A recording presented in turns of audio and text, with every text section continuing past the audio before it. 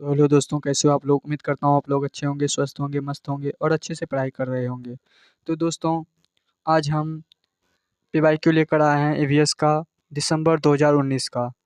तो चलिए शुरू करते हैं। आज का सवाल कहता है कि कोई व्यक्ति 29 दिसंबर 2019 को एक एक्सप्रेस ट्रेन में सूरत यानी गुजरात से नागरकोइल केरल जाने के लिए बैठा।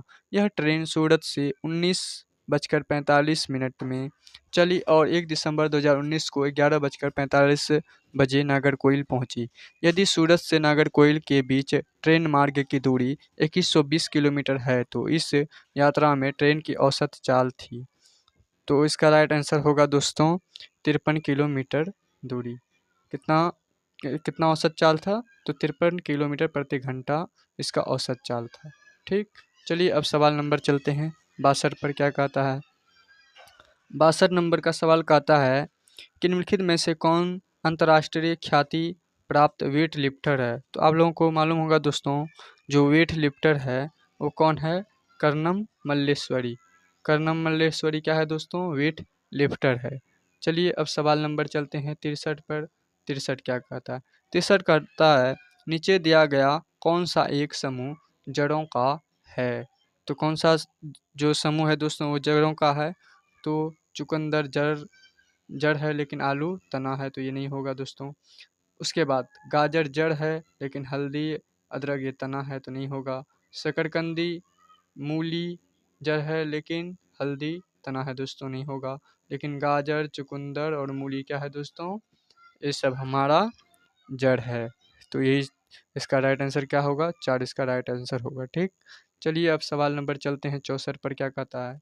रेगिस्तानी ओक नाम का एक पेड़ है जो पाया जाता है। तो रेगिस्तानी ओक जो है दोस्तों, ये पेड़ कहाँ पर पाया जाता है? तो ये पेड़ राजस्थान के रेगिस्तानी इलाका में पाया जाता है। ठीक, कहाँ पाया जाता है दोस्तों? सॉरी, तो ये दोस्तों ये पेड़ जो पाया जाता है वो कहाँ पाया जाता है? ये पेड़ पाया जाता है ऑस्ट्रेलिया में। कहाँ पाया जाता है दोस्तों? ऑस्ट्रेलिया में पाया जाता है। ठीक, चलिए अब चलते हैं सवाल नंबर 65 पर। 65 क्या कहता है?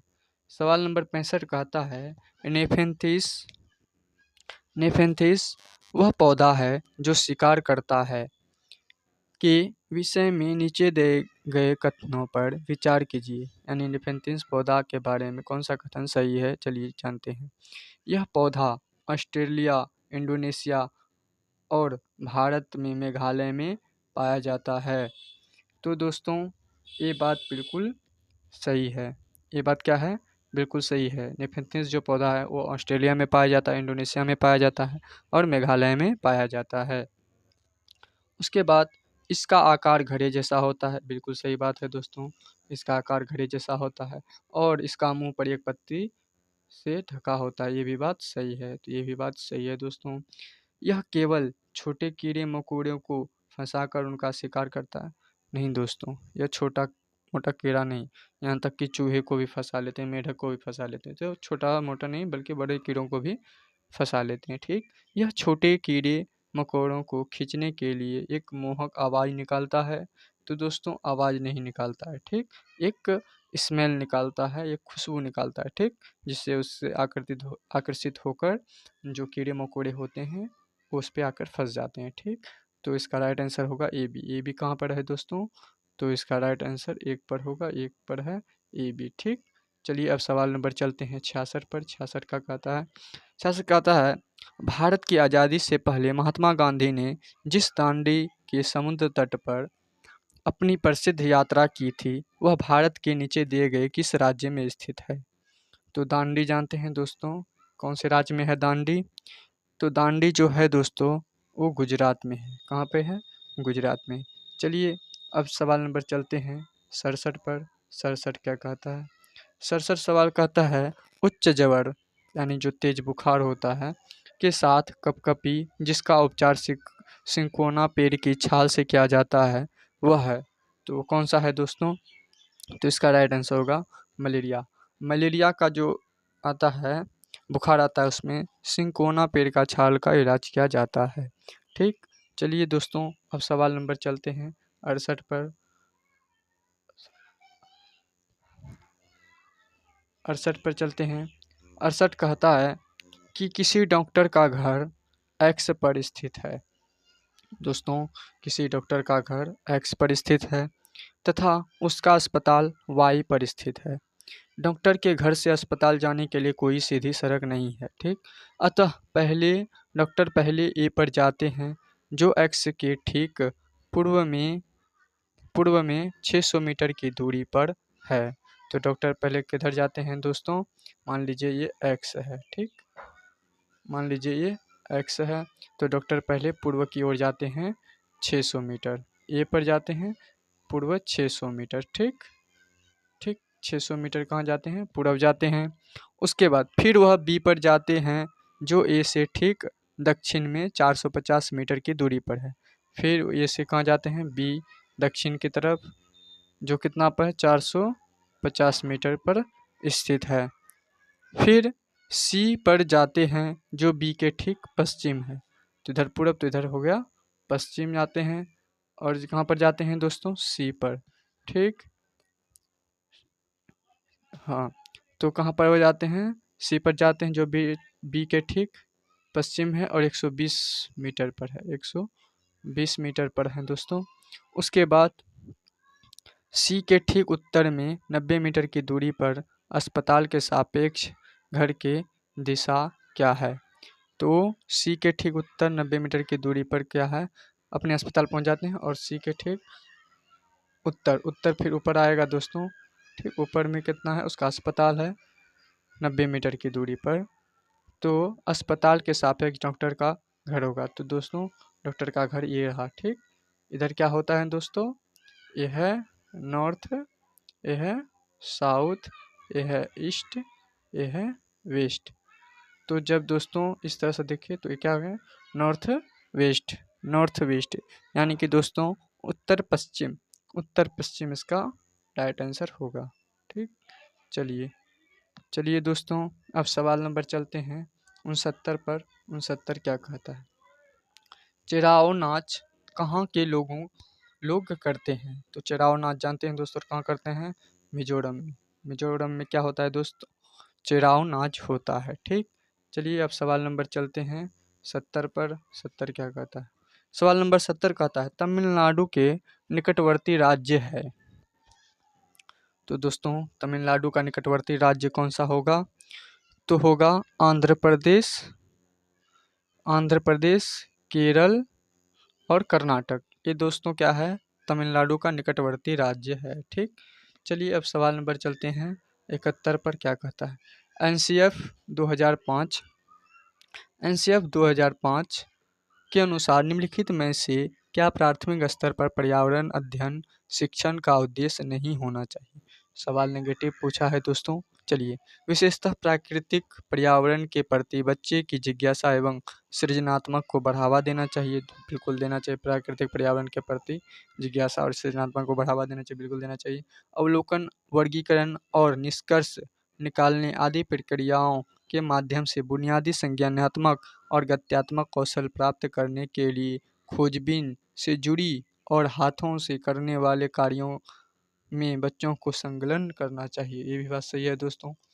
प्राकृतिक, सांस्कृतिक व सामाजिक पर्यावरण के बीच संबंधों को पहचानने व समझने में बच्चों की प्रशिक्षित करना, ये भी बात सही है दोस्तों। पर्यावरणीय समझ के द्वारा बच्चों में सटीक संख्यात्मक कौशलों का विकास करना। सटीक से नहीं करना है दोस्तों, ये बात गलत होगा और नेगेटिव का नेगेटिव आंसर हो जाएगा दोस्तों।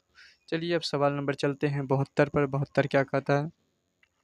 सवाल नंबर 72 कहता है पर्यावरण अध्ययन कक्षाओं 3 से 5 के लिए एक विषय क्षेत्र जो संकलित करता है विज्ञान की अवधारणाओं और मुद्दों को, पर्यावरण शिक्षा, सामाजिक अध्ययन और विज्ञान की अवधारणाओं और मुद्दों को, विज्ञान और सामाजिक विज्ञान की अवधारणाओं और मुद्दों को, पर्यावरणीय शिक्षा और विज्ञान की अवधारणाओं और मुद्दों को।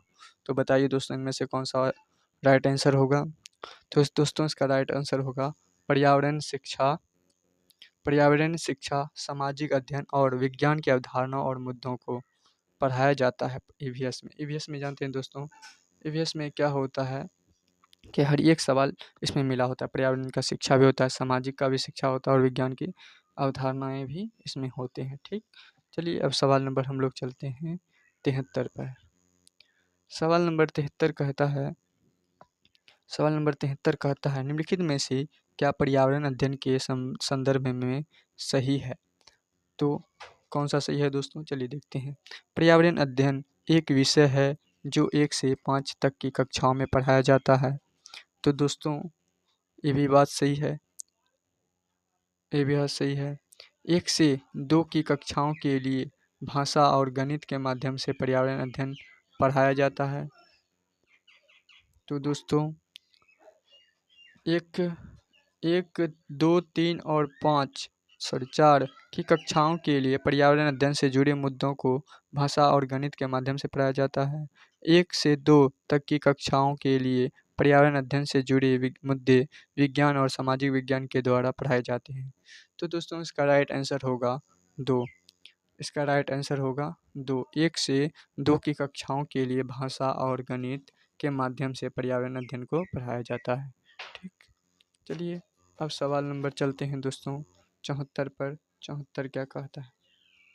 सवाल नंबर 74 कहता है, बच्चों को पर्यावरण अध्ययन को सीखने के लिए खोजने के द्वारा पर्याप्त समय दिया जाता है।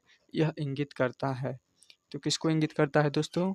पर्यावरण अध्ययन बाल केंद्रित को, क्योंकि बाल केंद्रित में बच्चों को उसके अनुसार उसको छोड़ दिया जाता है, वो अपने अनुसार उसका जितना भी समय लगे उस चीज़ को खोजबीन करता है। ठीक, चलिए दोस्तों अब सवाल नंबर चलते हैं 75 पर। 75 क्या कहता है? 75 कहता है, निम्नलिखित में से कौन सा पर्यावरण अध्ययन पाठ्यक्रम के सुझावित प्रकरणों का उपकरण है? तो कौन सा है दोस्तों? उप प्रकरण के बारे में बोला है दोस्तों। तो कौन सा उप प्रकरण है?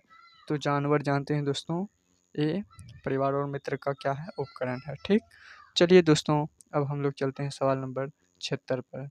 सवाल नंबर 76 कहता है, निम्नलिखित में से क्या पर्यावरण अध्ययन के शिक्षक के लिए वांछनीय गतिविधि है? तो कौन सा वांछनीय गतिविधि है दोस्तों पर्यावरण शिक्षण के लिए? बताइए दोस्तों जल्दी।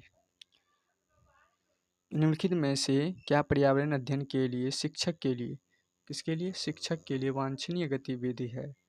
तो कौन सा इसका राइट आंसर होगा दोस्तों? 1, विभिन्न कक्षाओं के बहुसांस्कृतिक क्षेत्रों को संबोधित करना, ये शिक्षक के लिए क्या होता है? वांछनीय गतिविधि होता है। ठीक, चलिए अब दोस्तों 77 पर चलते हैं। 77 कहता है, निम्नलिखित में से क्या पर्यावरण अध्ययन में बच्चों के द्वारा ज्ञान की रचना में महत्वपूर्ण है? बच्चों का सक्रिय भाग लेना, बिल्कुल दोस्तों, जब बच्चा सक्रिय भाग लेंगे तो ये पर्यावरण अध्ययन को अच्छी तरह से ज्ञान अर्जित कर सकेंगे। बच्चों के समुदाय के सदस्य या पर्यावरण अध्ययन की पाठ्यपुस्तकें में दिए गए व्याख्या और परिभाषा। तो दोस्तों ये नहीं होगा, लेकिन ए और ये होगा। ठीक, चलिए तो इसका राइट आंसर होगा ABC, एक आंसर इसका राइट होगा। ठीक, चलिए दोस्तों अब चलते हैं सवाल नंबर 78 पर। सवाल नंबर 78 कहता है दोस्तों, बच्चों को पर्यावरण अध्ययन सीखने में प्रभावशाली तरीके से जोड़ा जा सकता है। कैसे हम लोग बच्चों को पर्यावरण अध्ययन करने के लिए एक प्रभावशाली की तरीके से जोड़ सकते हैं? तो वृत्तांत से, कहानियाँ से, शिक्षक के द्वारा अवधारणाओं की प्रभावशाली व्याख्या से, शिक्षक के द्वारा अवधारणाओं का प्रभावशाली प्रदर्शन और व्याख्या से। तो दोस्तों इसका राइट आंसर होगा वृत्तांत से और कहानियाँ से। वृत्तांत से और कहानियाँ से हम लोग बच्चों को क्या करेंगे? पर्यावरण अध्ययन सीखने के लिए प्रभावशाली तरीके से जोड़ सकते हैं। ठीक, चलिए दोस्तों अब सवाल नंबर 79 पर चलते हैं।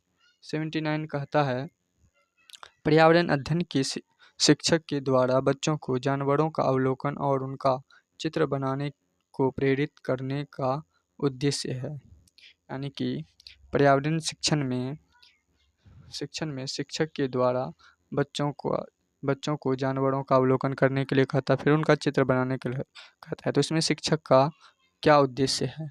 बच्चों में सृजनात्मक का विकास करना, या या बच्चों में अवलोकन और रचना कौशलों का विकास करना, बच्चों में सौंदर्यगत संवेदना का विकास करना। तो दोस्तों इसका राइट आंसर होगा, तीनों इसका राइट आंसर होगा दोस्तों। बच्चों में सौंदर्यगत संवेदना का भी विकास होगा, बच्चों में अवलोकन और रचना कौशल का भी विकास होगा, बच्चों में सृजनात्मक का भी विकास होगा। ठीक, चलिए दोस्तों अब सवाल नंबर चलते हैं 80 पे। सवाल नंबर 80 कहता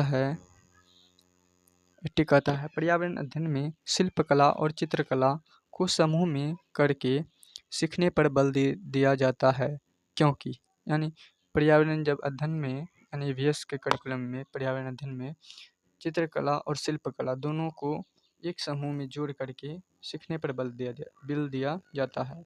क्यों दिया जाता है? कक्षा की अनुशासनहीनता को रोकने के लिए समूह में सीखना शिक्षकों के लिए एक आसान और बहुत प्रभावशाली युक्ति है। तो दोस्तों ये बात गलत है, ये बात गलत है। ठीक, उसके बाद समूह में सीखना सहपाठी द्वारा सीखने को प्रोत्साहित करना। तो दोस्तों ये बात सही है, समूह में सीखना और सहपाठी द्वारा सीखना क्या करता है? प्रोत्साहित करता है। तो ये बात सही है। समूह में सीखना कक्षा में सामाजिक अंतःक्रिया को बेहतर करता है, ये भी बात सही है। ठीक, ये भी बात सही है। समूह में सीखना पर्यावरण अध्ययन के पाठ्यक्रम को समय पर पूरा करने में सहायता करता है, नहीं दोस्तों ये भी बात गलत है। इसका राइट आंसर 3 होगा। ठीक, चलिए अब सवाल नंबर चलते हैं 81 पर। 81 कहता है निम्नलिखित में से पर्यावरण अध्ययन को सीखने का सबसे प्रभावशाली संसाधन है?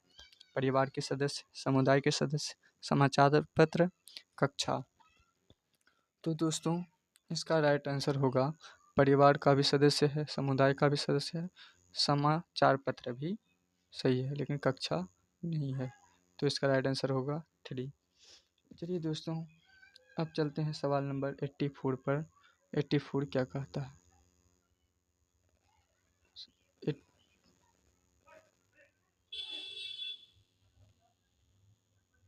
सॉरी 82 पर 82 क्या कहता है? ठीक, 82 कहता है निम्नलिखित में से निम्नलिखित सीखने के कौन से सिद्धांत का पर्यावरण अध्ययन में अनुसरण होता है?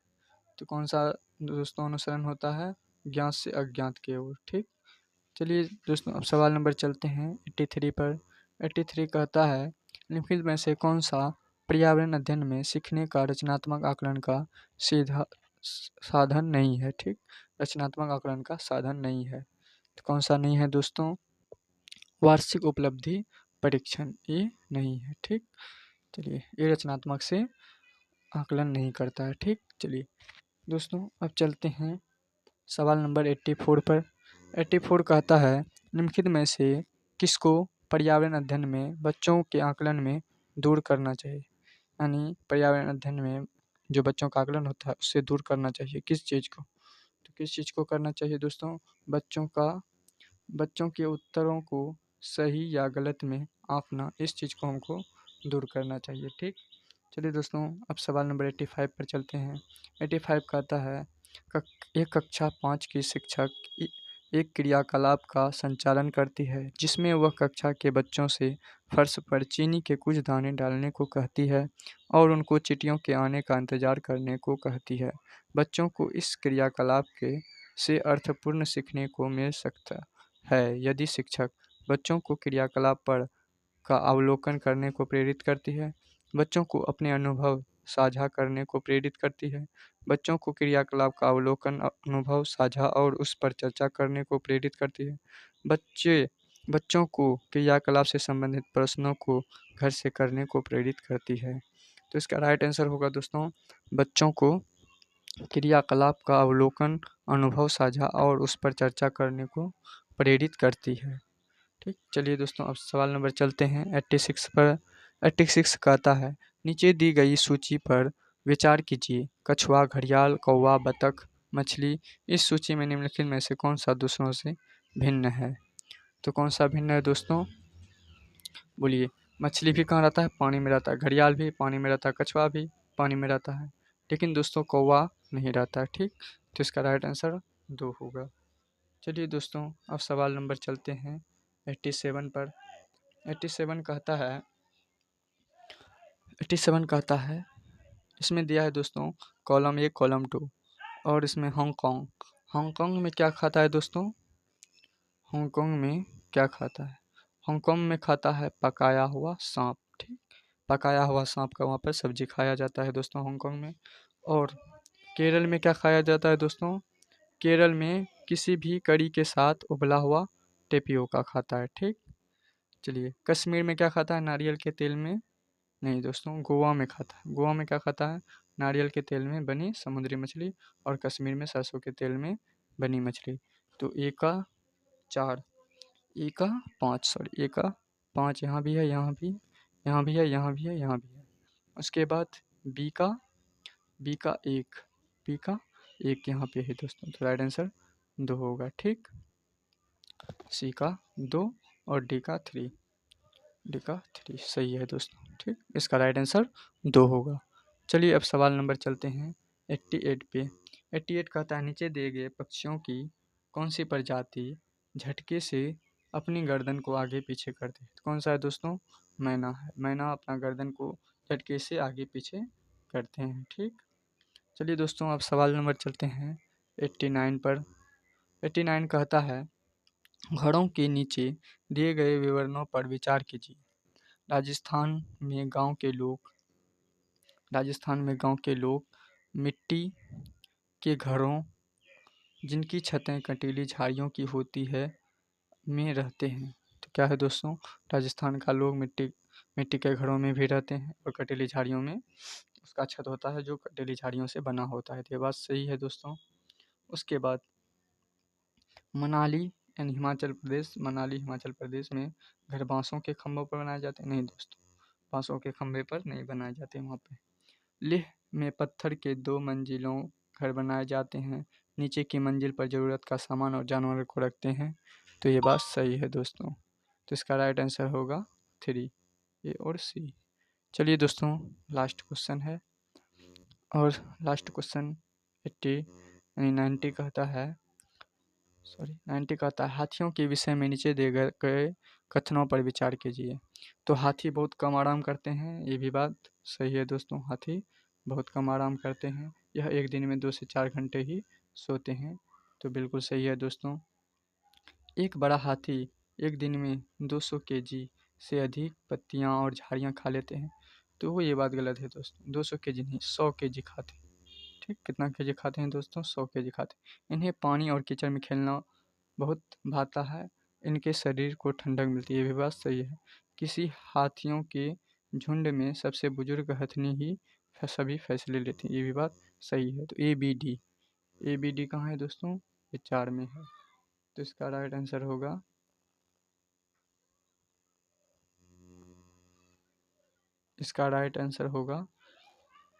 बी, सॉरी इसका राइट ए सी डी, यहाँ तो सी डी ए है दोस्तों, ये सही है ना, और ये सही है, ए सही है। ठीक, ए सी डी सही है, तो इसका राइट आंसर होगा सी डी ए, यानी कि उल्टा करके दे दिया है दोस्तों, तो इसका राइट आंसर होगा 3, ये गलत है, ये गलत है। ठीक, चलिए दोस्तों तो कैसा लगा मेरा वीडियो दोस्तों, अगर आप लोग डेली PYQ करना चाहते हैं तो अमन लर्निंग क्लासेस के साथ ज़रूर जुड़ जाइए, क्योंकि यहाँ पर आपको हर रोज़ PYQ करवाया जाता है। जब तक अगर आप यहाँ से अगर पूरा PYQ कर लेते हैं तो दोस्तों आपका सीटेट में अच्छा मार्क्स लाने से कोई नहीं रोक सकता है। तो आप चाहते हैं कि हमारे सीटेट में अगर सीटेट में कम से कम 130 प्लस आए, 130 प्लस आए, तो दोस्तों आप अमन लर्निंग क्लासेस को ज़रूर सब्सक्राइब कर सकते हैं। इसमें आपको PYQ भी करवाया जाएगा और लास्ट में आपको शॉर्ट नोट्स भी दिया जाएगा, यानी कि इस 1 तारीख को, यानी कि 1 अगस्त को आप लोग को 1 अगस्त को आपको शॉर्ट नोट्स भी दिया जाएगा, जिसे पढ़कर आप 1 महीने में बहुत अच्छी तैयारी कर सकते हैं, और यहाँ पर आपको पूरा का पूरा सपोर्ट किया जाएगा। तो आप अमन लर्निंग क्लासेस को ज़रूर सब्सक्राइब कीजिएगा, और आपको यानी कि EVS में 30 में से कितना नंबर आया है आप ज़रूर बताइएगा दोस्तों। जय हिंद।